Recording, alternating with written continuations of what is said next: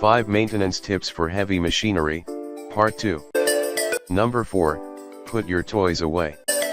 While performing regular maintenance checks is an active way of preventing damage to your equipment, properly storing your heavy machinery is another necessary, yet more passive method of ensuring optimal and safe performance.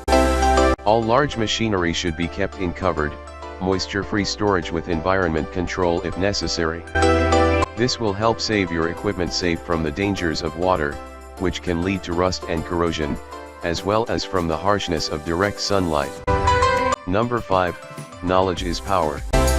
Your machinery is only as useful as the men and women working with it. For upholding the highest standards of operations while minimizing risk, everyone in contact with the equipment should be trained and familiar with the proper use of each piece of machinery on the job. For some machines, simple hands-on instruction is sufficient, while others may require special certifications before operating the machinery. Follow your owner/operator manual and any other official guidelines pertaining to your specific industry, job type, and equipment model before letting just anyone take your backhoe for a spin.